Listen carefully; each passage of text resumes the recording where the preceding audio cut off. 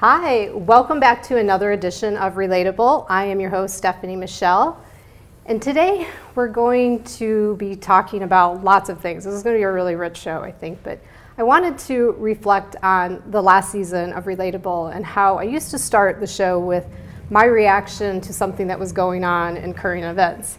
And I stopped doing that for two reasons. One, my own well-being.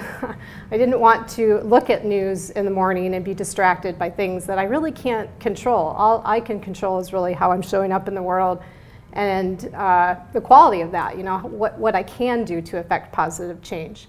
And two, I realized that, you know, do we need another person in a very fast food context sort of way spouting their opinion or their feelings on something that's going on? And my response to that is no. So, you know, a lot of times, even if I tried to say something about what was going on, I really couldn't get to all the details and the context of like why I felt a certain way. And so I stopped doing it. I believe that, you know, that in this present time of like the internet of everything, we forget the context of just about everything as well. Example that I'm reflecting on is last weekend I had a conversation with a group of friends over margaritas. We were having a good time.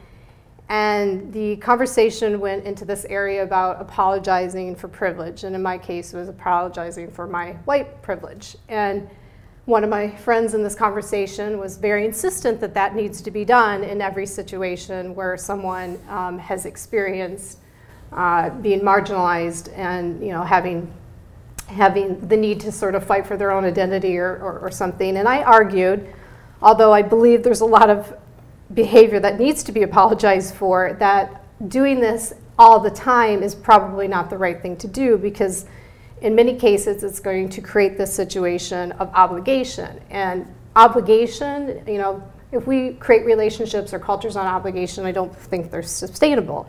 I think what's sustainable is focusing on mutual well-being and you know, working towards that and working towards understanding. So, but why I'm reflecting on this in the context of it is I left that conversation feeling very unsettled, and it wasn't because it got heated or I didn't feel like people were listening to me. It was because nobody asked me my why, and I didn't state my why. Why do I feel this way? And after I worked through that, I had a little bit more closure on that. And the why is the context of everything. So as always, you know, you guys have heard me say this a lot on the show, I just really believe in the power of asking a why question and going into the depth of that before we, you know, share our fast opinions and cut people off and believe that you know what they think and feel when we haven't gone a little bit further with that. So that's what I'm leaned in today. That's what I'm thinking about. And, you know, really the point I'm trying to make is there's context to everything. There's always more meaning below the surface. And I believe in a continuous investigation of this is the way forward. And with a lean towards philosophy, I think my guest knows a lot about investigation or experiencing investigation and going a little bit further for the context and the meaning. And without further ado, let me introduce you. So this is Aaron James. He is a professor of philosophy at the University of California in Irvine. He's the author of Fairness in Practice, A Social Contract for Global Economy, and Assholes, a Theory, which I am reading right now. And then the follow-up to that, Assholes, a Theory of Donald Trump, and Surfing with, you gotta say it for me. Sartre. Sartre. I had it in my head and then I lost it. An Aquatic Inquiry into a life of meaning. He has been an ACLS Birkhead Fellow, a Fellow at the Center of Advanced Studies in Behavioral Science, Stanford University, visiting professor of philosophy at New York University, and visiting scholar at Australia National University. And when he's not doing all those academic things, he's surfing. Absolutely. Absolutely. Well, welcome. Thanks so much. Nice to be with you. Thanks for being here. You know the story how you got here, right? Your book was brought up on another episode. Yeah. I'm like, we have to talk to this guy. Great, I'm pleased. Yeah. So Aaron, I ask everybody that sits in that chair before we start, we know what we're kind of going to dive into, we know our topic, but is there anything that's pulling your attention that you just want to get off your chest before we dive in? Well, it's not a venting thing, but maybe it's kind of like a recent current event related to the surfing book, which sort of the back part of it, the political philosophy, defends a shorter work week And in recent news, Amazon, which is the belly of the beast of American capitalism, is now going to start doing part-time, like 30,000 part-time workers, where people can work part-time. They'll work 1 hour or 40 hours and adjust it as they please. And then like 5,000 of those will be working from home. So, and that right here in America is sort of the potential beginnings of professionalization of part-time work, and maybe with a basic income, a realistic way that people can work less. By the way, recently Sweden went for a 30-hour work week. Germany has long had a 36-hour work week with 6-week vacations, and a German union recently got agreement over a 2-year period to do a 28-hour work week for people. That's even since writing the book. There are these nice developments that make the whole thing seem less utopian. So you're wanting to make a point, or that maybe we're working too hard, that we're not. I think we work too hard. Okay. I think we don't count the value of what we give up. In free time with friends and family, time in service to society, charitable service, time at the beach or at the lake, relaxing. Time. Connecting with each other and attuning to nature, attuning to each other, and I think to some degree, the fact that our culture doesn't really support that enough, or treats that as mere sort of recreation and recharging the batteries for work, as opposed to something worth doing for its own sake. I think that it's behind a fair number of social problems and discontentment in society, and then so retooling the work week. And economic expectations, I think, is a big part of addressing, in the long run, our current discontentment. Yeah, what comes up for me in this, creative people know this, because creative people know, in order to be really creative and come up with that idea or that beautiful piece of artwork, they do tune out. They have those thoughts or those downloads where it's like, okay, now I can go back into this work. But if we work on this, it's about efficiency and we work really fast. You're working from a place of burnout where you can't have those really enlightened, great ideas that actually take time to, you have to slow down and really evaluate and investigate if it's even efficiency doesn't mean working more. It might mean working less. Yeah. You might be more productive creatively or money-wise or at work by working less. And the Swedish idea wasn't just a socialist idea. It was, they thought that people get the same work done in 6 hours that they do in 8. So they should have just happier people, being just as productive. Right. And then, creative people for sure. There's not necessarily a lot accomplished in just sort of forcing yourself to plow ahead. Sometimes you have to take your mind off things, let things go, let things, kind of process. And there's the ebb and flow of the creative process that, and it's not something that can be just orchestrated or regimented in a work week. Yeah, I agree. All right, well, that was a good start off. Sometimes people don't answer that question when I ask it, but I like where you're going. I think it sets the tone. So tell me, where did your interest in philosophy begin? As a kid, I guess I was really interested in big questions and argument and things like that. And then in college, I discovered there were philosophy classes where you could do it in a kind of rigorous way using logic, in a way that made me feel like you could have sort of control over these important things. I could have control over what I was going to think about these important big issues. Then in college, and then I just ran with it after that. And so it was in college when you knew it was going to be more of a career? No, not as a career. I just wanted to keep doing, I love philosophy. I wanted to keep doing philosophy. I decided to go to graduate school and do a PhD just to keep doing philosophy without any idea at all about what I would do in the future. I wasn't really planning that far out. It wasn't actually until late in graduate school where I started to think, well, what do people do with a PhD in philosophy? A lot of people get a job as a professor, and but that's just how you keep doing philosophy. It wasn't that, so I was like, okay, keep doing that. Just do that, yeah. And what about surfing? When did that start? Surfing in my early teens. I started as a surfer, and there, I was just completely absorbed. My whole life and being was all about surfing. My dad was good enough to let me skip school a lot to surf as long as the grades stayed up and stuff like that. Early on, I thought life is about surfing, is always going to be about surfing, and the decision about what work to do was always going to be, what kind of work would fit in so that you have a flexible schedule so you can be on it when the waves are on. And I didn't care if I had to be poor, and there wasn't really a lot of traction in that way to sort of conventional, ideas about the good life or middle class or having houses or cars, stuff like that. It didn't really matter because I'd already sort of found the meaning in life. Right now it's happening. You don't have to, So then the trick, which every surfer goes through, is how to finesse work and life and relationships. So that you can still really be a surfer. A dedicated surfer. Yeah. Did you know right away that the first wave that you caught that this was going to be a lifelong thing for you? I don't know if it was the first wave, but maybe the first week. It was really enthralling. I don't think that I figured out for myself why it's so compelling and significant and worthy of a life's devotion until I wrote this book about it. Okay. It was kind of interesting. So like 30 years of surfing and organizing my life around it, and at the same time, like another 30 years of doing philosophy, and then I still wouldn't have been able to say exactly what's so important about surfing or the way it's philosophical. Mm-hmm. I could make connections and stuff, but it's not something I really put my mind to in a systematic way.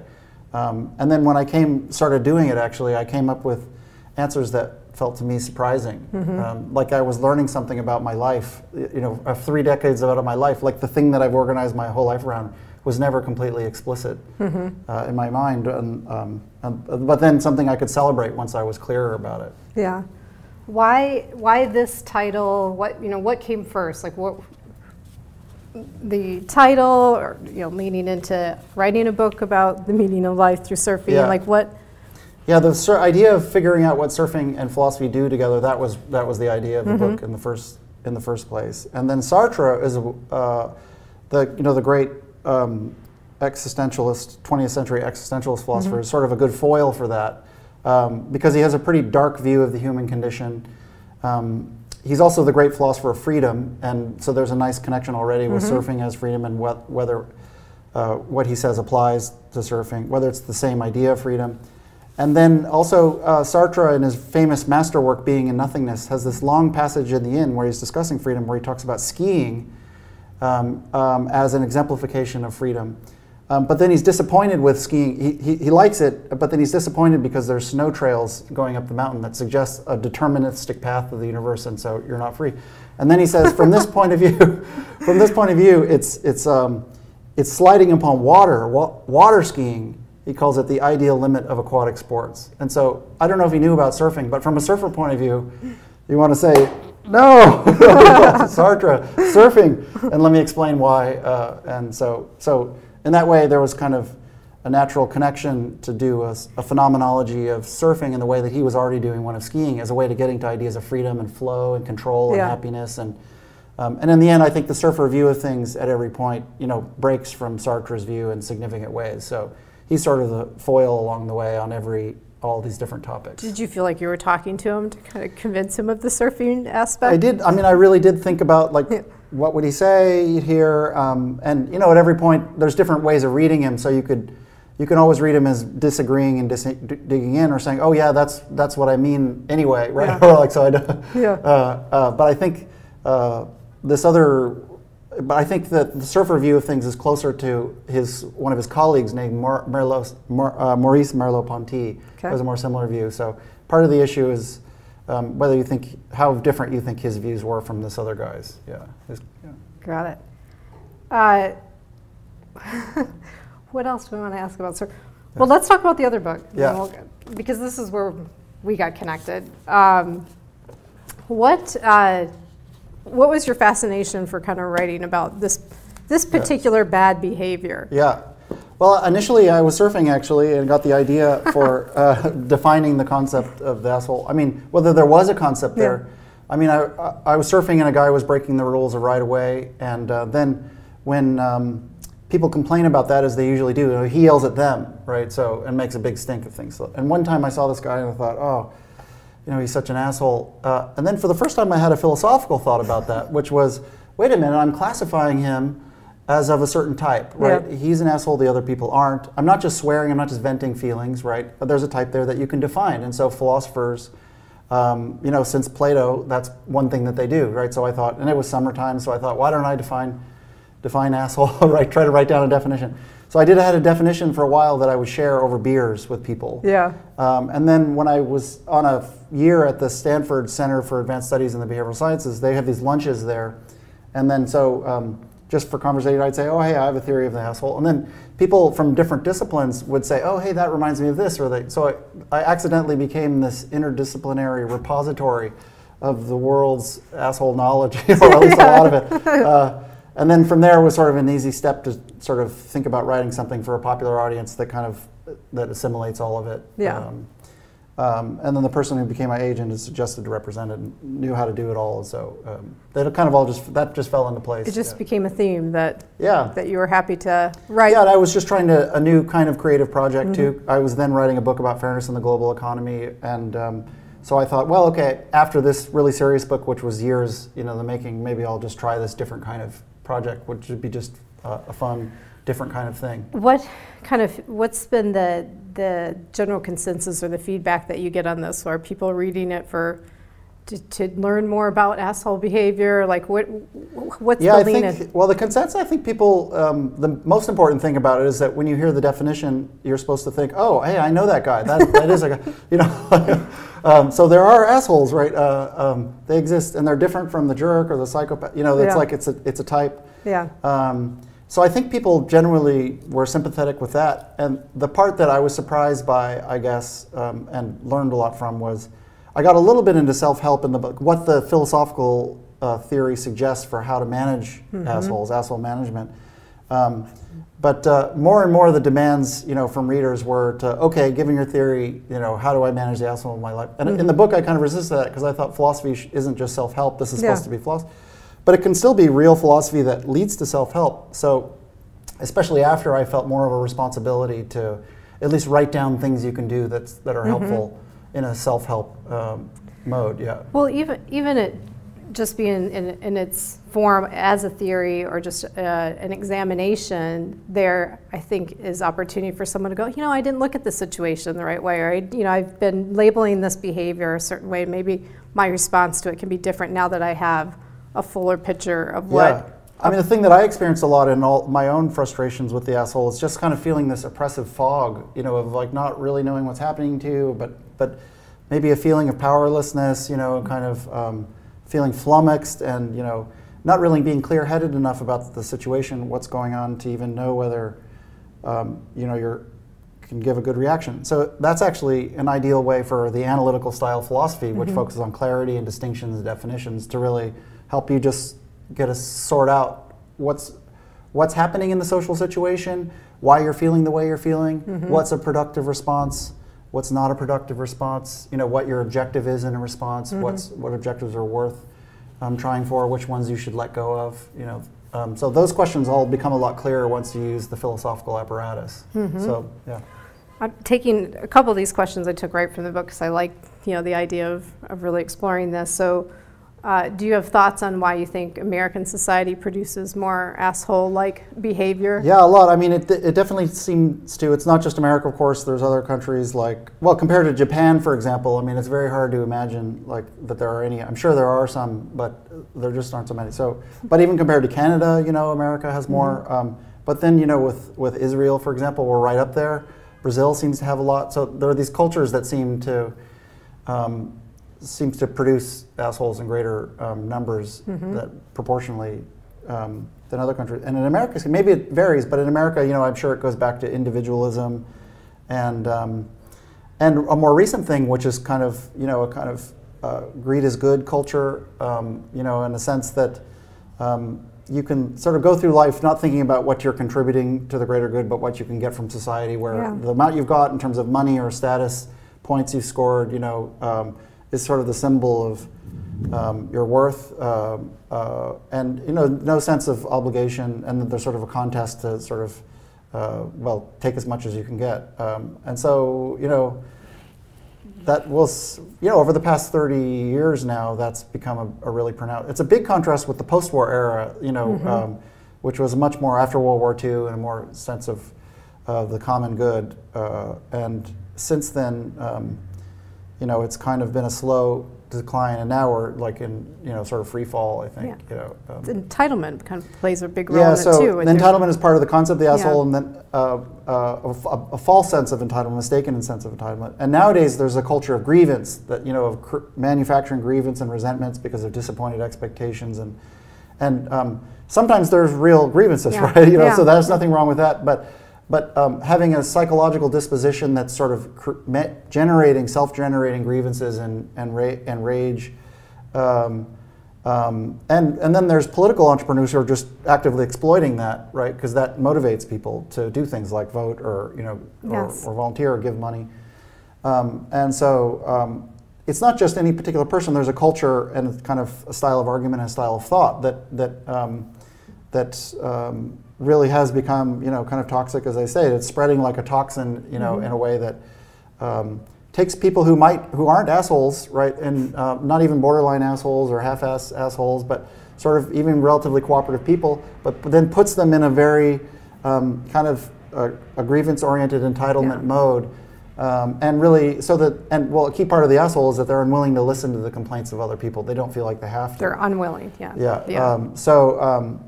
they feel entitled not to listen, and so there's less and less listening in our political culture, and more, arguing and slashing and rejecting and walling out the others.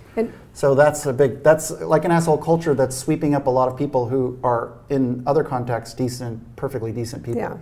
Yeah, it's the arguments. You can't see this now, you guys watching, but there's a piece of art on my wall over there that says "Debating's not relating," because I feel like, yes, there's this argument, the arguments that are happening, especially in our political system, create a situation where somebody's always wrong, and there's a lot of entitlement in that whole mix, and it doesn't feel like it's going to help us move forward. Like we have to step back and kind of relate and bring more information into the situation. So yeah, I think it's a real easy thing for everybody to have some lean towards what they feel they deserve, because everybody's talking about that.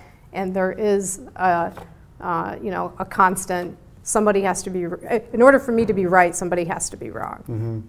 And I think a big part of it is that people aren't necessarily trying to, as it were, you might call it, reason together or figure out what the thing to do is. Like where, here's some arguments, what are your arguments, kind of adjust like that. It's more, the form of communication is more of a performance for self-validation, and that's addressed like to your soulmates or your troops or kind of your fellow partisans or whatever, and so there's not even an attempt to really communicate with people who have a different perspective. Now, in some cases that it really is a hopeless task, right? But in lots of other cases it's not, and we're not really as interested in figuring out, where asking ourselves, well, is this a context in which productive dialogue is possible? Or sort of the tendency is to go towards, just to not really search that out. I've challenged myself to think if there is opportunity for two very opposing sides to find common ground, and I use the example of abortion, and felt like there is, like even in that situation, or if you have pro-choice and pro-life, and I hate those titles for more time for context that we don't have time to go into, but both sides agree too many are happening. So couldn't you start there? And I think there's a statistic, and I think there is a statistic around how many happen because they're repeat abortions. So once a woman walks through a situation and is walking through protesters and being told she's not worthy or terrible person or whatever, well, what prevents her after being labeled a terrible person not to have the second one or the third one? She's already a bad person. So I think even in something so crazily deeply opposed, two sides that are deeply opposed to the other, there's a common ground of too many are happening. What can we do to prevent those too many that are happening? Yeah, I mean, I talk to a lot of people, pretty different political outlooks, and I find it really easy to find something we agree about, and then policies we follow, or ways of the disagreement, but narrowing it. I mean, it's just. But then when you watch cable television or read the news or your Twitter feed or whatever, then it's more like this WWF set match, with this kind of cartoon, visions of both what the views are on the other side, and then from that point of view, it's. It doesn't sound like any real movement's possible. But that's part of the media age, right? That's this media image that's being constructed for various people from self-interest for lots of parties. But it doesn't even necessarily represent how any actual real person thinks. Yeah. Well, because it's mostly argumenting on sound bites, right? With no context whatsoever. Just this quick, yummy little sounds interesting for the media to kind of get their hands around and have controversy around, but it's not what's really going on behind that. So we talked about our society kind of producing a lot of asshole behavior. This is my favorite question from your book. Can we ultimately make peace with assholes and human social condition in which assholes flourish? Yeah, I mean, a central idea in the book is that the asshole is entrenched in a sense of entitlement such that you can't expect them to change. Right. So some assholes are maybe borderline or gray area case, or they have an asshole phase. I mean, most teenagers are assholes and they grow out of it. Yeah. Well, the ones that are adult assholes are sort of teenagers who never grow out of it. Right? But maybe someone has a bad year or whatever, or somebody ages well, age out of their assholery, but if they really are a proper asshole, you can't expect them to change at all, and really that changes whether it's worth addressing them. Now, the social version of that is that we're going to have, especially in a free society or a society that doesn't have a strong shame culture like Japan, you're going to have a certain number of assholes around, right? So how can we make peace with that fact somehow, right? Maybe we can't if we feel like most people are assholes, and then we just feel like forget it, or we can't accept, say, a version of America in which that's the case, because and so maybe we think the American experiment is failed if that's what it devolves into, right? If it's just sort of asshole tribes or fighting each other, warring it out, I mean that's really a complete failure of the vision of a democratic republic that the foundation, the country was envisaged on, and the ideals that have sustained it. Never fully living up to its promises, of course, like almost no society does, but the experiment would fail. I mean, but on the other hand, there are ways to mitigate, depending on how you organize society. Human nature isn't so fixed, right, that people can't shift. You can change how children are reared, you can change how the culture they grow up in, you can change the institutions and the incentives politically and in media that people have. And those kinds of structural features can make a big difference to the relative proportion of assholes. So you can sort of hold the proportion of assholes at bay. Yeah. And then maybe we think, okay, fine, as long as they're on the margins and we can avoid them easily enough aside from some frustrations. But they're not taking over the political system, they're not taking over business, they're not taking over education, things like that. They're not taking over the legal system. Then we feel like, okay, then that's fine, we can be at peace with that. So I think that's the challenge. It's partly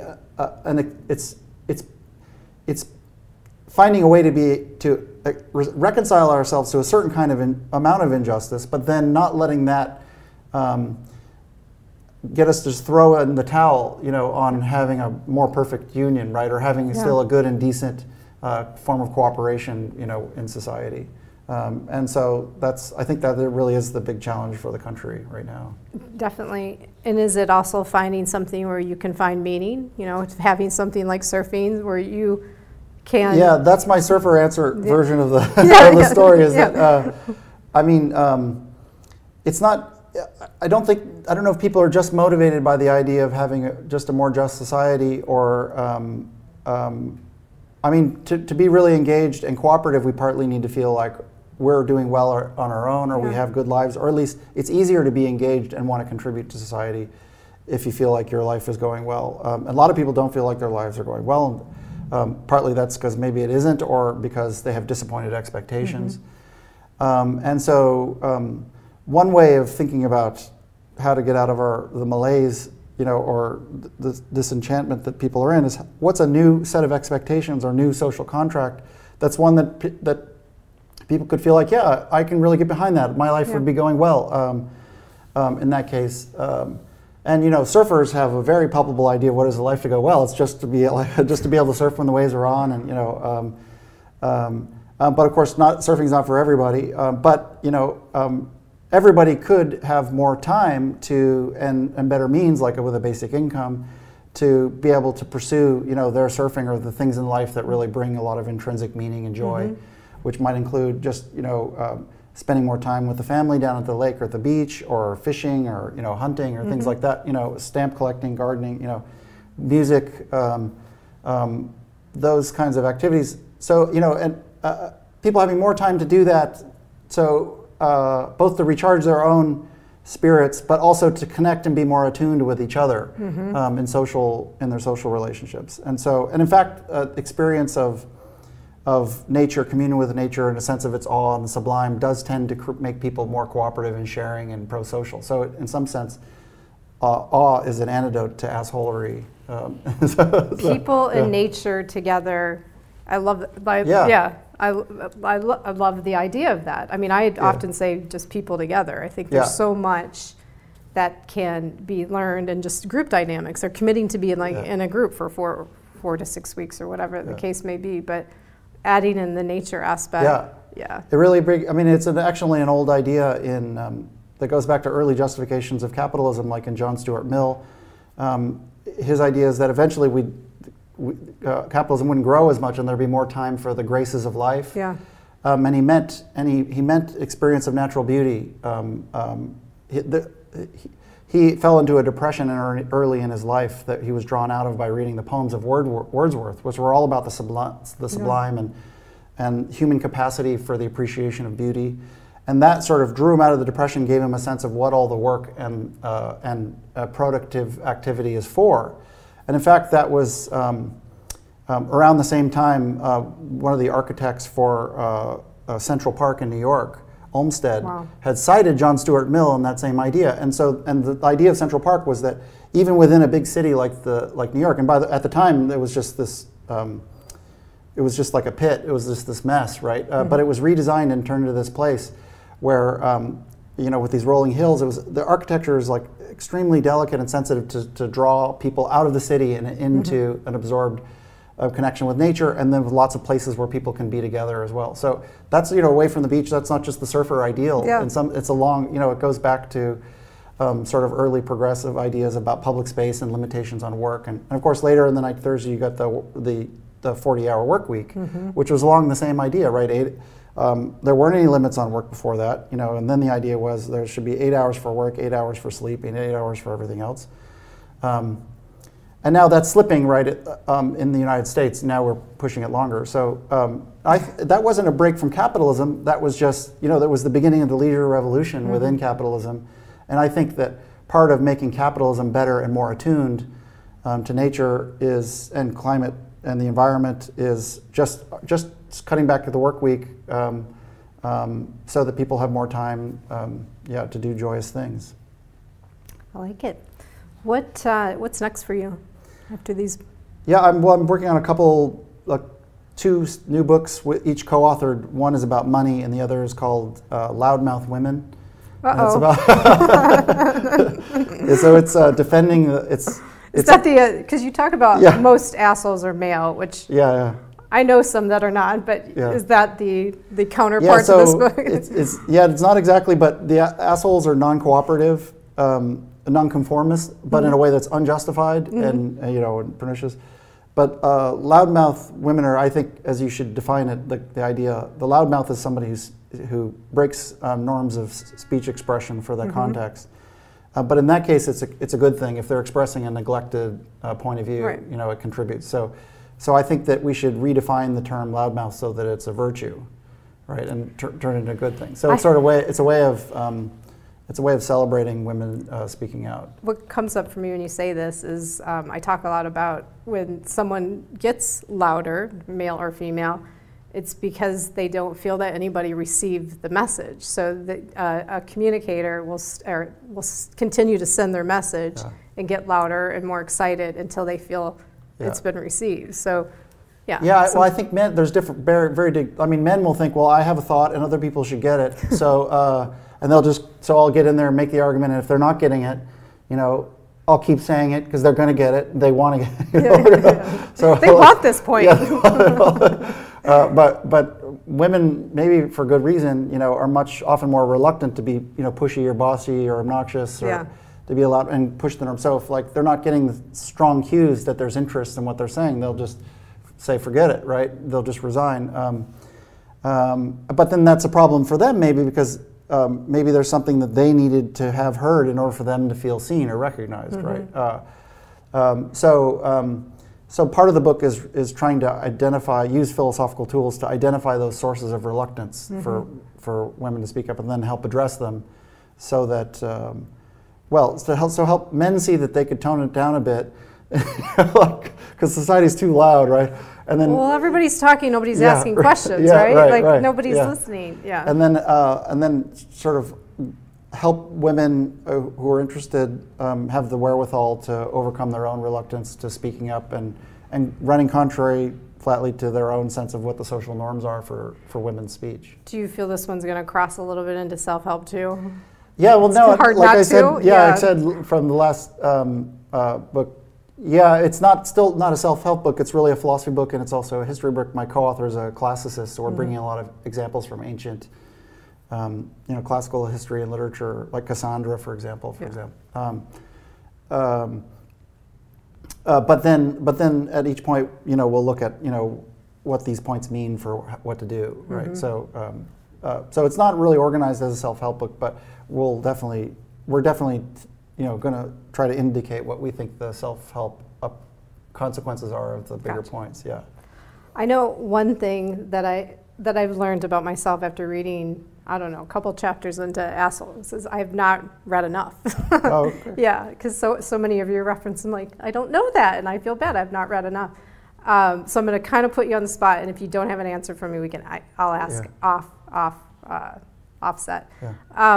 So someone that cares deeply about how people are related in the world, and and I guess you could even just say behavior in general, what would you recommend them to read out of all the things that you've read? Who cares about just how people are related? So what I see in the world right now is it's deteriorated. Like how the quality of relating, the time that we spend to doing it, the type of interaction, the questions. We've stopped asking each other questions. We're just spouting out information. Right. With that, with that context, like what would you suggest I read? Because you've read a lot. Oh yeah, for specific things. Yeah. In philosophy, I don't know. It's a tough question. I mean, for that specific problem, I think reading more literature is probably the good. Like long reads.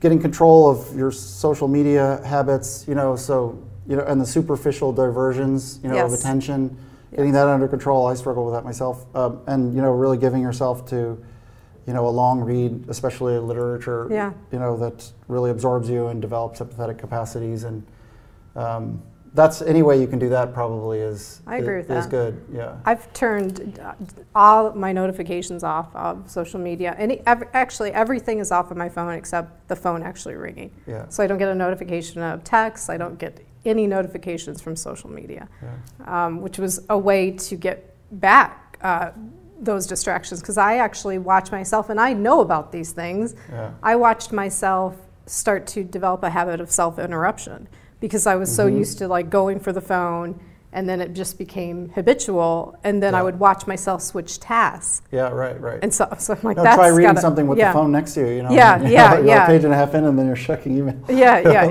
So you got to put it way over there. Or, Yeah, I get it. So I like just the idea of committing to read and having a moment and having it. You're diving in for a long time, and you're going to move the distractions off away from you. So maybe reading in nature. Yeah, absolutely. Yeah, book club in nature. That's the new thing. That's the new thing that we're going to be talking about. Book clubs in nature. Yeah. Yeah, I like it. All right. Well, is there anything else that you want to share about either one of the books or the upcoming? We're going to switch gears in a second here, so give you an opportunity to. Is there anything that we didn't talk about? Well, I guess one thing just to point out about the relationship of two books in connection with what we just said is that the thing that the surfer knows is how to be attuned to a naturally changing phenomenon. So that attunement, I think, is really beautiful and wonderful for its own sake.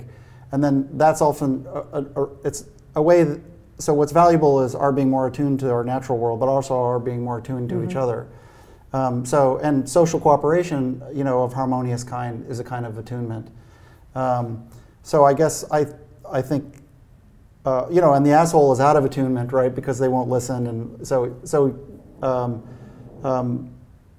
I guess, you know, just to piggyback on the other theme is that one way of thinking about what you're giving up when you're too absorbed in the phone is that you're out of attunement with your, you know, with your body and your surroundings and with the people around you, and that part of living well and having a good life is, you know, staying attuned to those things and then being now more intentional against the various, you know, ways that it gets disrupted. Yeah, I 100% agree with that. Yeah, that's a good way to end the interview, I think. Yeah, good job. All right, well, so one of the things I like to do on the show is just to show that how we're relating could change at any given time. So the circumstances of how we're relating could change. And the easiest way that I could do that is just to ask an off-topic question. Okay. Okay, so here we go. So this is just a random box of questions. I can't get the card out. All right.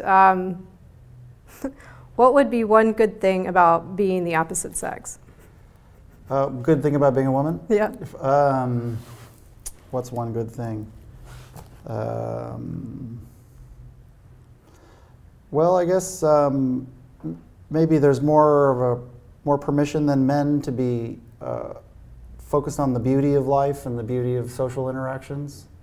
Yeah, maybe. I mean, some men do, but they aren't socialized as we're allowed quickly to a into little it. bit more. Yeah, I agree with that. It's a great answer.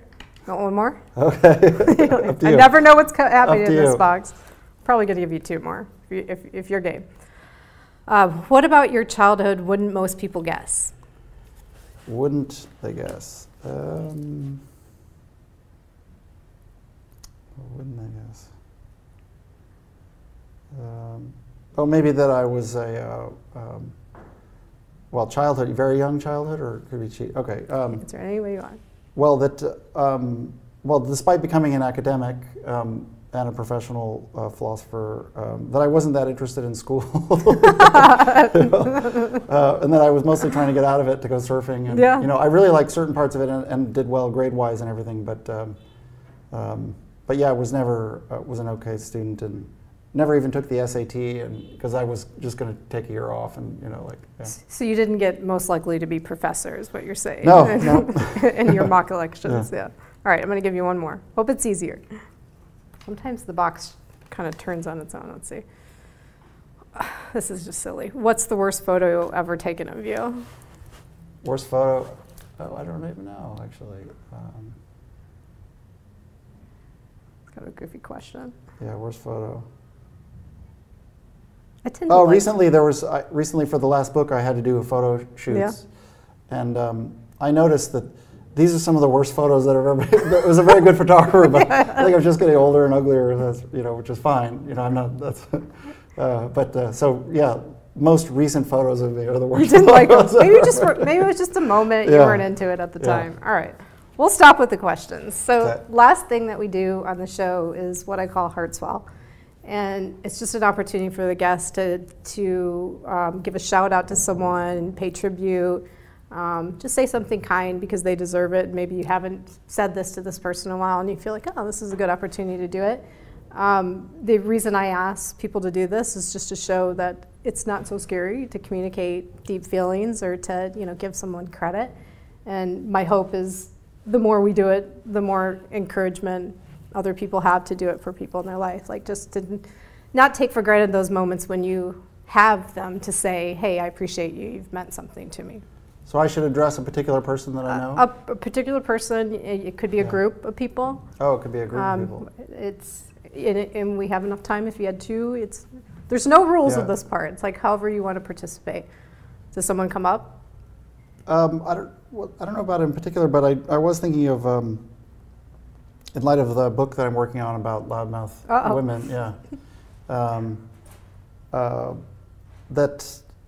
just to express my support for all of the, of how much how much good in society has come from women speaking up, and that a world without women's voices would be dreadful, you know, and you know, and a lot that's good that we take for granted in life really is a result of women speaking up, and to some extent, I think the future of you know, the continuing march of democracy depends on it. So to speak to them, to women who are reluctant, go for it. Say, don't censor yourself. Yeah. I like it. So his heart's well was to all women, don't censor yourself. Yes. And I immediately start to think of somebody that should be censoring themselves. There are some. I'm sorry, there are some. Yeah. We have a chapter called Obnoxious Women, and that's to be distinguished from loudmouth. Right. Yeah, I like it. All right. Well, this has been really great. I can't wait to finish this book, and I'm likely to dive into another one because I'm enjoying the time spent there, and it's encouraging me to read more. Great. So you did that, Excellent. And just with one. Yeah. So to learn more about Aaron, so I can tell you where you can get Aaron's books and to learn more about him. So you have your website cracks me up. You could reach him through aaronjamesauthor.com, and he's on Twitter, and his Twitter profile is On Assholes, and I believe that's on the screen right now. Yeah. You've probably had some fun with that. Yep. I've been through all the jokes that I can think of. Have you ever second guessed it? You're like, no, I should probably get another. From the beginning, I just went with it, and now I just, it's with me forever. So just commit and deal with it. Yeah. So, AaronJamesAuthor.com is his website. You can tweet at him on assholes at on assholes. It's a little hard to say.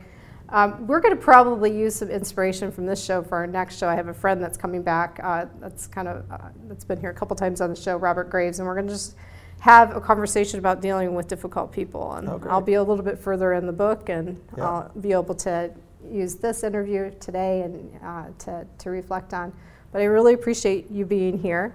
The last thing that I do is I try to put out a social challenge of the week for people to just to try something new and how they're relating in the world, and try to use something that we talked about as inspiration. So I don't know, maybe the social challenge is just to ask yourself, I think this is this my inner asshole talking? Yeah. Because everybody has one, but I kind of want to go the other way too, though. Okay. I like the idea that you connected your love for surfing in a way that's been really meaningful for you, and to explore the meaning of life. So you can take either one of these challenges. You can either find something that that you think would give you meaning, and maybe you've been putting off because you're working too much. Like we started the show, like you're determined to be doing something all the time, and maybe people are telling you should be doing something all the time, but there's this something that you